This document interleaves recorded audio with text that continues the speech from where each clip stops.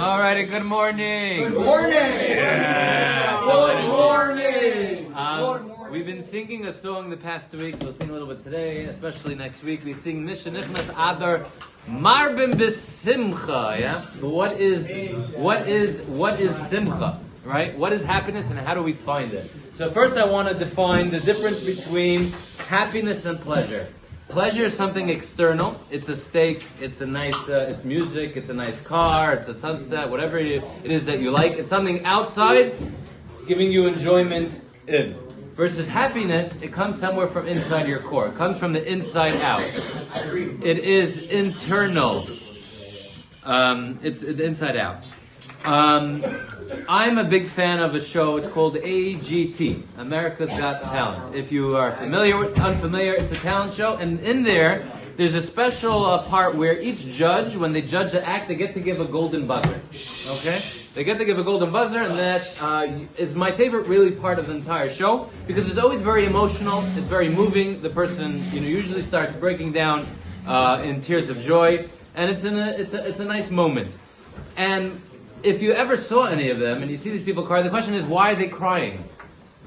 And I'm telling you, they're not crying because they have, got the golden buzzer and there's confetti flying and they get to skip around in the competition. But they're happy, they're crying because after years of hard work or years of being too scared to put themselves out there, they finally go out, they get the golden buzzer, and they finally feel worthy. They feel a sense of approval. They feel like their life is validated. They have something to give over. Their existence is worth it. Now, in our world, we always, it's no, and that's what brings out the tears of joy and happiness. And it's making me lose the words. It's no surprise, that's a good word. It's no surprise that in Hebrew, the words for happiness and validation and approval are the same three letters. Aleph, Shin, and Resh. Me'ushar means happy, and Ishur, if you ever go to Israel and you see in a dumb phone, they'll have a stamp on it that says Ishur, that it's validated. It's because one leads to the other. When you feel purposeful, you feel validated, you feel like your life is worth living, you feel like your life is meaningful, you feel like you have purpose going on, then that's where you start feeling some sort of happiness and content somewhere deep inside.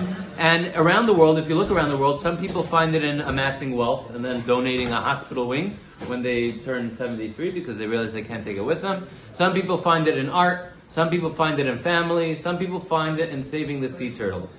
We all need to find something in our lives to make ourselves feel approved, validated, something worth living for. And for us, Jewish people, all those things that I mentioned is not really good enough. The reason so is because we have a purpose, a greater purpose. If I was an iPhone, if I showed you an iPhone and I told you, what is this? And I told you, it's very nice, it's a coaster for my drink. You could put a cold drink on it and it doesn't ruin the table. If the iPhone had feelings, it wouldn't feel very good about himself because I could do so much more than that. So all the things that I mentioned before, whether it's money or art or sea turtles, for us Jewish people, it's not enough. We know something inside of us, we have a neshama inside of us that knows that we have a greater purpose, a God-given purpose. It's called the Torah.